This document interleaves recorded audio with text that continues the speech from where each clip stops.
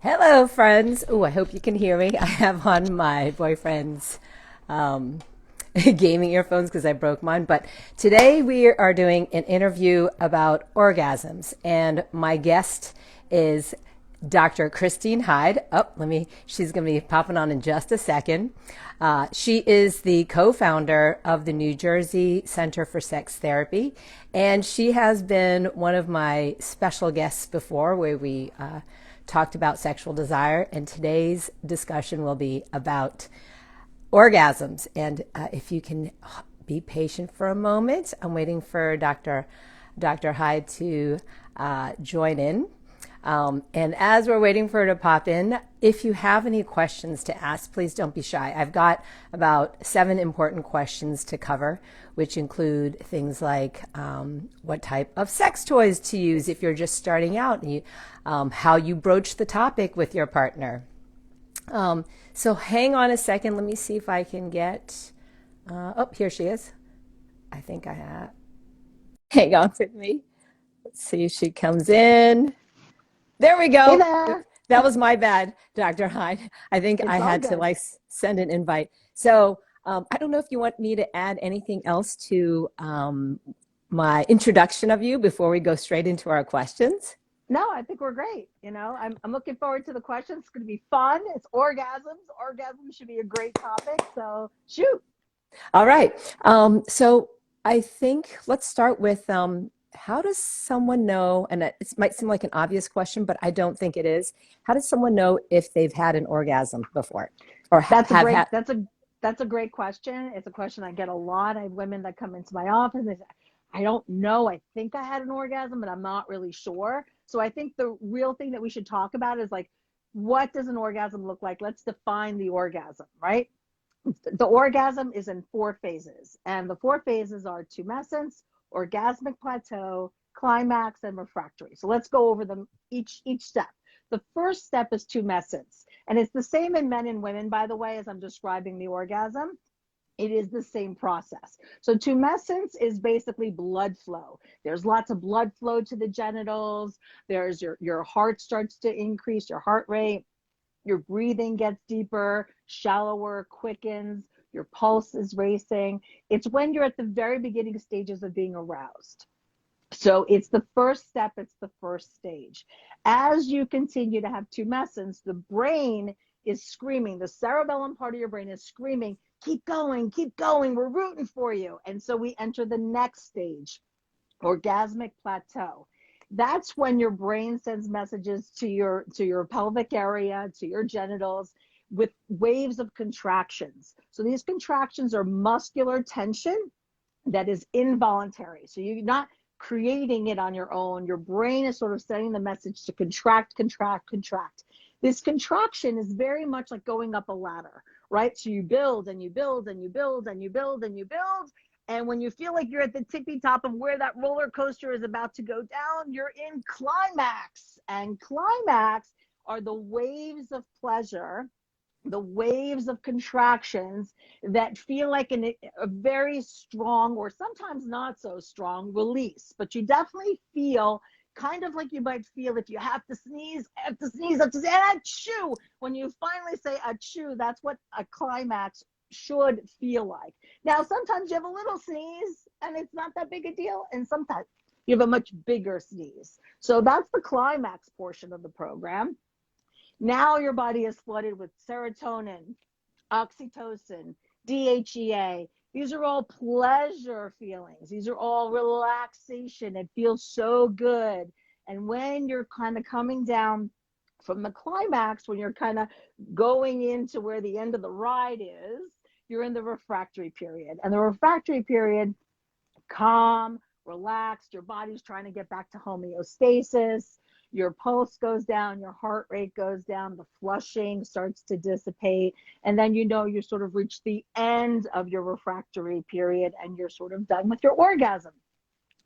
Guys need varying amounts of time before they can go again and start and have another orgasm. Some women need a few minutes, some women need hours, and some women need days. So no one is broken. I always want to send that message out that there isn't a woman who is sexually broken.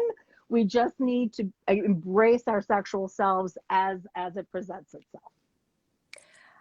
This question wasn't on my predetermined list, but is it possible, how you're describing how each person's different, Yes. through whether it's masturbation, whatever, to change like what might be typical for you? So let's say you said, if a woman normally needs a few hours, is it possible to change how quickly you might be able to orgasm again?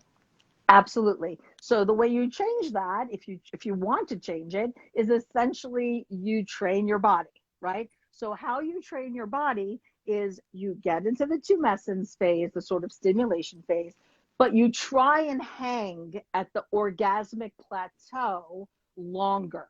So when you're climbing the rows, rather than just letting it run away and go over and, oh my gosh, it ran away from me. I had an orgasm before I even realized it.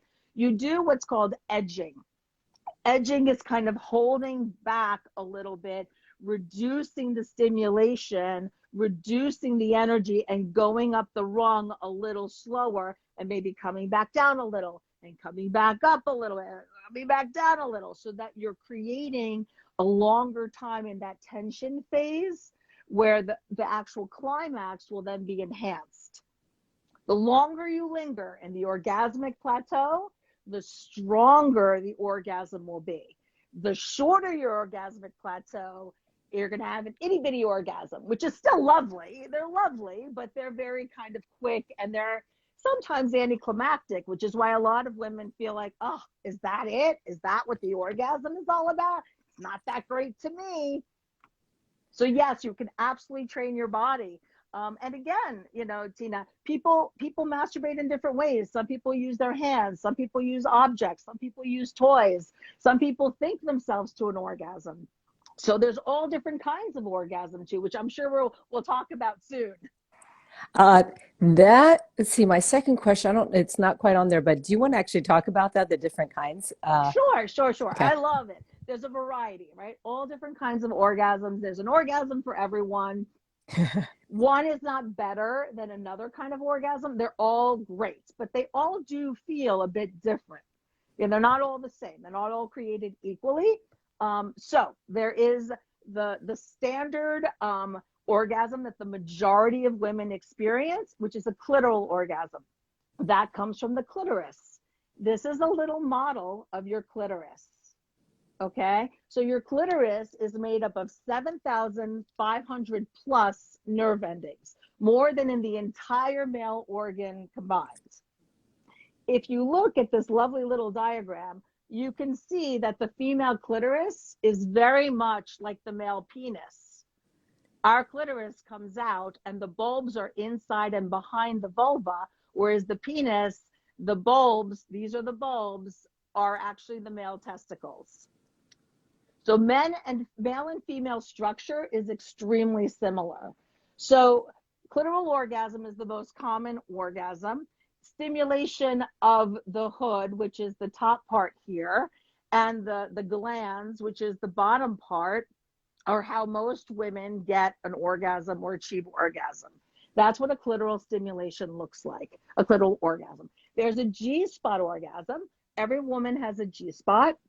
If you go in the first inner third of the vaginal vault inside the vagina, you kind of go up on a ledge. You'll find sort of a hard ledge, and you palpate with two fingers. That will create tension. What that tension does is it builds up what's called female ejaculates.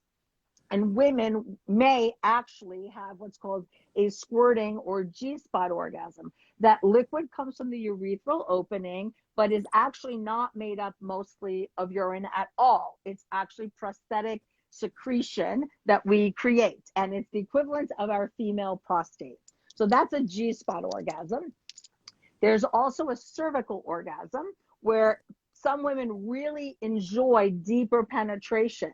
It's often on the bottom lip of the back of the vaginal vault is the cervix. It's sort of a rounded, spongy material. It feels a little bit like the tip of your nose.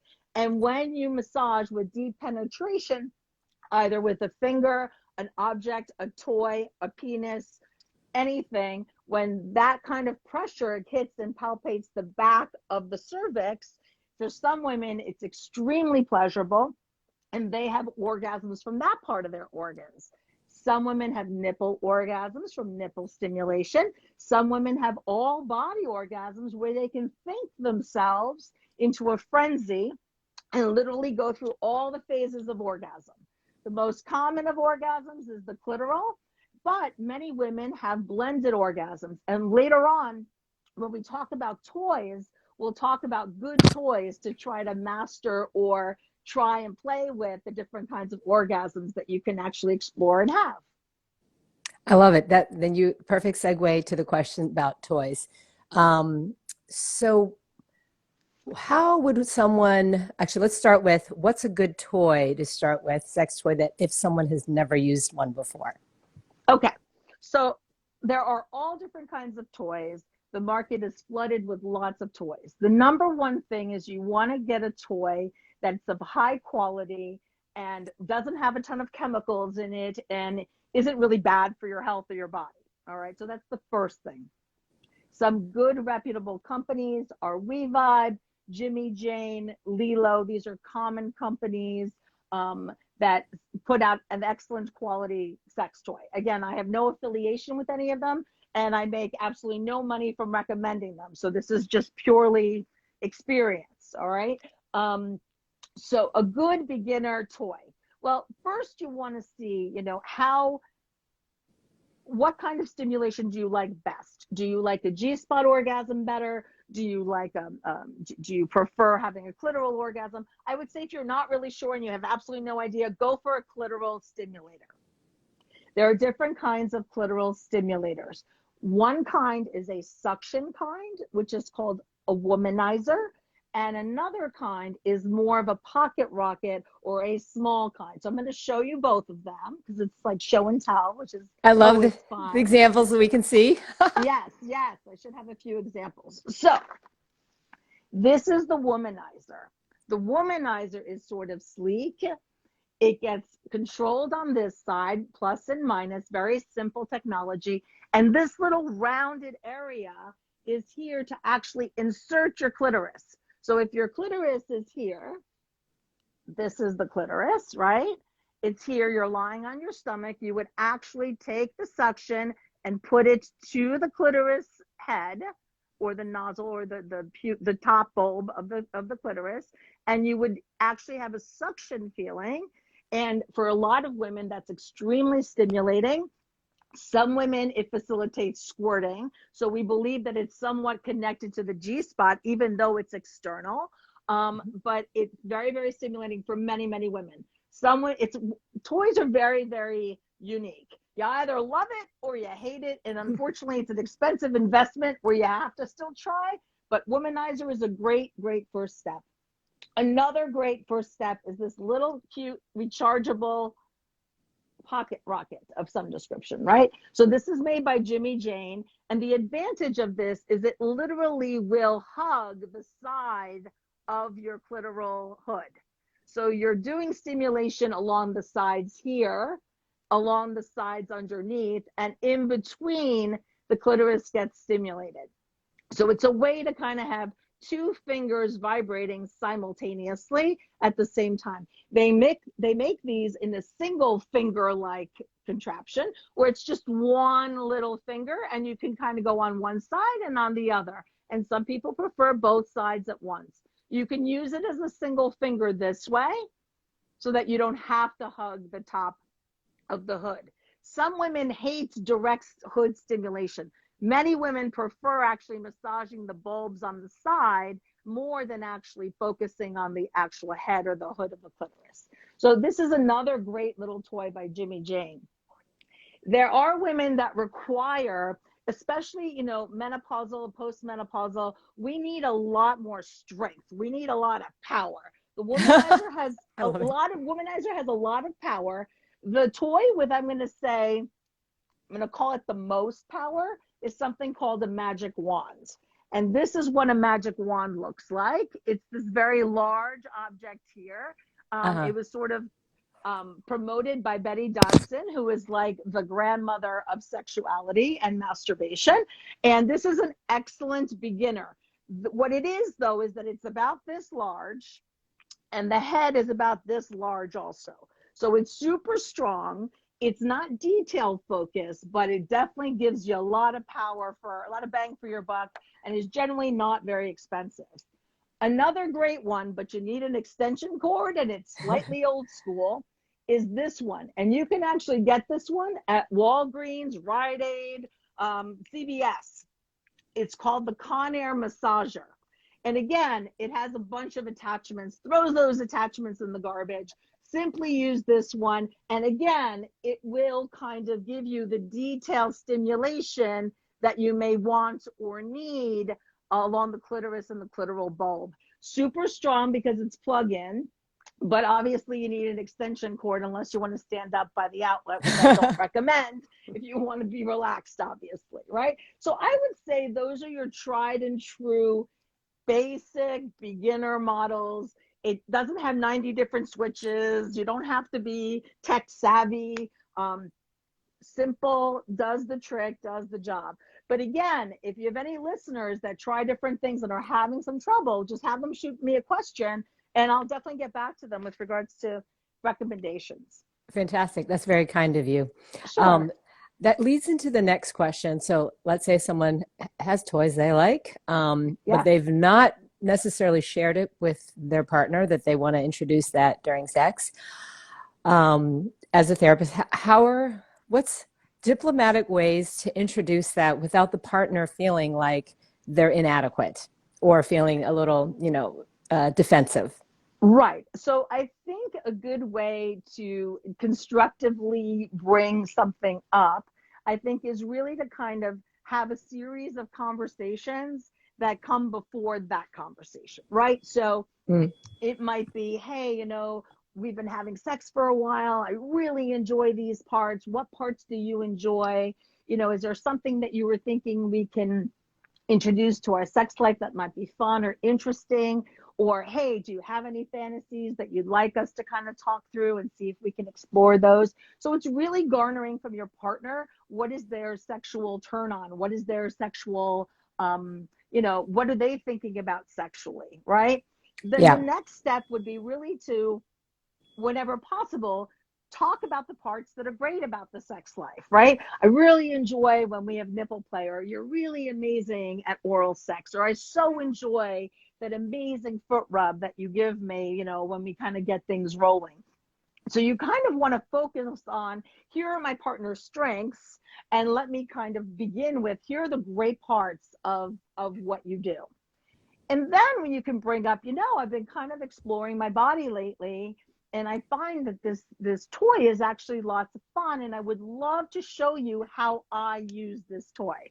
So you need to be willing. If you're going to introduce the toy, you better be willing to show the person how to use the toy, right? Because this womanizer may work one way better for me and work a different way for someone else. It's not like, here's the toy, it works the same for all people in the same way. So it's really your responsibility to show your partner how to use the toy on you, what parts you enjoy, and just to be prepared that no one's going to itch a mosquito bite like you are, right? You're going to know exactly what it is. You're going to know how long to itch for. You're going to know when to let go and when you're satisfied. The person can't feel what you feel from the inside.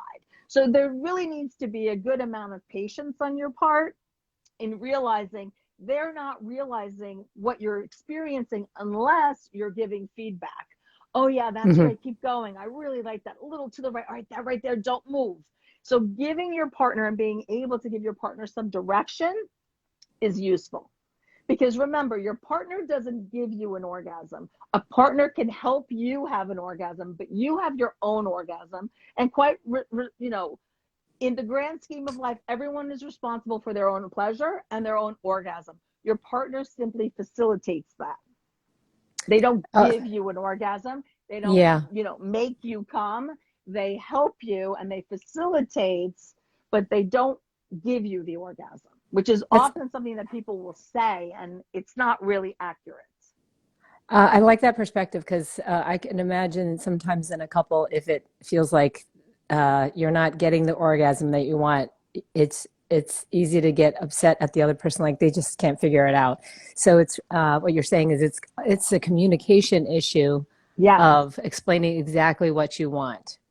Yes. And again, if you're Mhm. starting to feel yourself getting frustrated, take a breath, maybe redirect to some other playful touch in some way, and then Yeah, revisit it another time. And maybe this time, literally put your hand over your partner's hand and guide the toy with them, so that yeah. you're literally participating with him or her. And Mhm. it's a joint endeavor versus, all right, I'm lying back, I'm waiting here for my orgasm, let me know when it's coming. That's really not too constructive, to be honest. Okay. So this question is kind of related because I remember in the last interview when you were talking about lube, someone had asked a question. It sounded like some of her partners might felt that using lube was an indication of him not doing an adequate job. Um, I guess, how would one address that? Let's say it's, in terms of using a sex toy or trying to guide them to your pleasure. Um, but it just seems like they're maybe not hearing what you want to say, or they seem resistant. Right. So when you see a partner be resistant, Hmm. what that is my ego is feeling threatened right now. And I Hmm. feel like I'm not being a good lover, or I feel like I'm not satisfying enough for you, or I feel like you're not happy with me, or I feel like maybe I don't have the sexual skills that I think I have. And so men, just as women, incorrectly look at a man, and a woman will almost use a man's penis and erection like a thermometer. I'm checking it. Is it hard yet? Is it hard yet? Is it ready? Is it cooked? Are you baked? Are you ready? Yeah. Are you ready? And it's a tremendous amount of pressure on men, Uh-huh. because psychologically they could be crazy turned on, want you so desperately, and yet their body just isn't cooperating. It's just not being cooperative. It's like, I want you badly, but he's not cooperating with me. And guess what? When we're 40, 45 and up, our body wants you desperately, but my body isn't lubricating like I my 25 years ago. It's not reflecting that. And Hmm. so the man is kind of like, are you wet? Are you wet? Are you wet? Are you wet? And the answer is, I'm not going to get wet. My brain is really, really into it. We've been fooling around for 20, 25 minutes, which is a good amount of time. And I'm still either not psychologically into it, that's possible, or I am really into it, but my body is still dry as a bone. So I kind of always say, if you're going to play and you want, and you're in the headspace to be sexual, throw the lube on before you even start to kiss or touch or do anything else. Have it Yeah. there, have it ready.